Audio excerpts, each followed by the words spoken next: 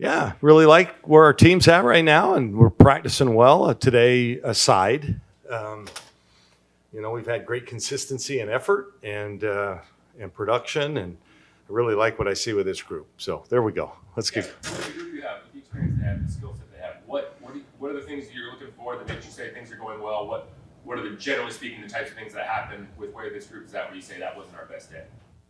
Yeah, well, today it was a little bit of energy and focus. You could just tell we were a little out to lunch. We haven't had many of those days, so that's why it was a little rough. But yeah, so far I think we've had great production from a lot of different people. We played Seattle U the other day, and the outcome was pretty ugly. Good on our side, and we got production from a lot of different players. That's kind of been our MO all fall. We've had a bunch of different players playing well. We're shooting well.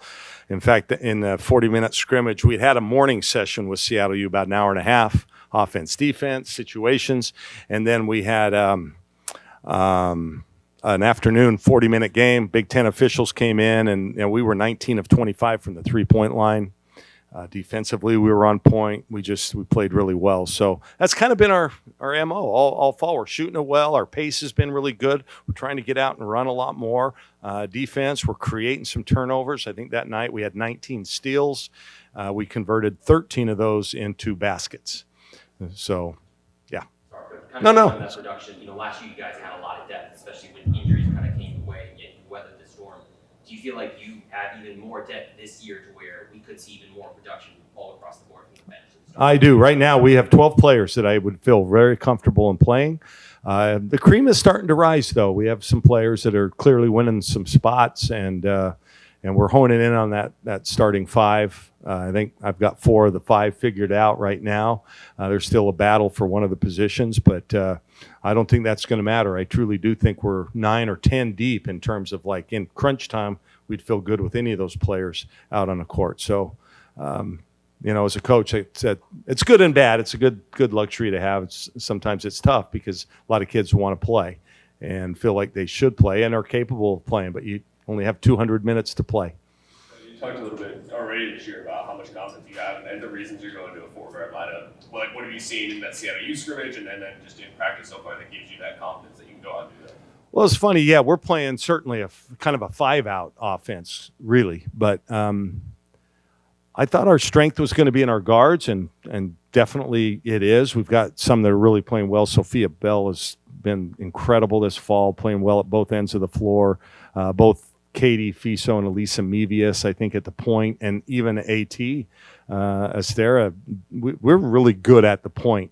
I had some questions on who was going to step up inside, and really they all are. Sarah Rambis has had an awesome fall. I think right now she's winning that inside spot for us. Mia Jacobs been a terrific. Has maybe been our best overall player for the whole fall. Ihis Etute is playing well. Philippe is playing well. Amina Muhammad. We've really got some depth inside that if I knew what we had outside, I didn't know what we had inside, and they have really surprised me and played well. And so I'm not sure we're not going to be able to go 2 bigs, even though they're playing outside and running the floor.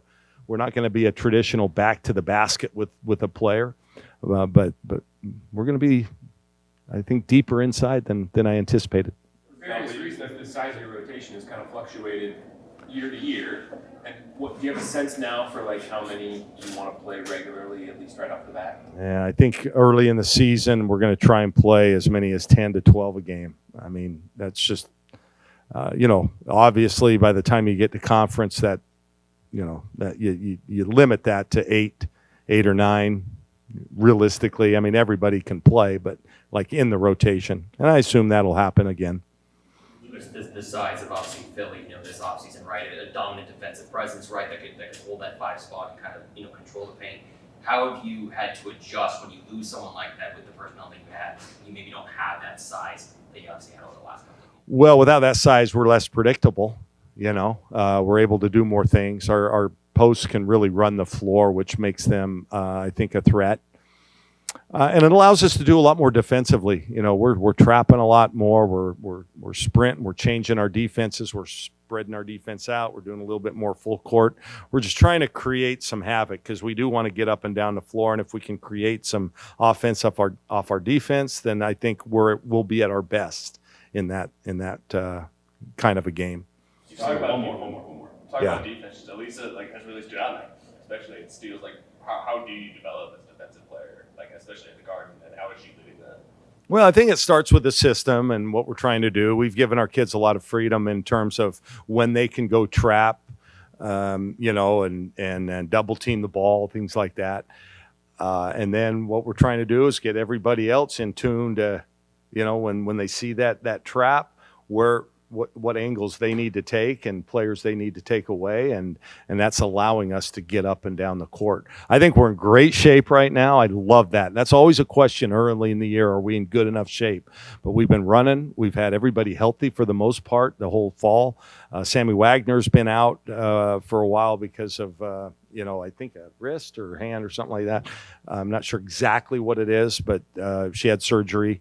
And then Sarah Barham, one of our freshmen, has kind of been out just with an illness, but she's now coming back. So I anticipate by our first game, we're going to have everybody 100% healthy, and that I think will really make us difficult, right? Because we'll have a lot of options to go to.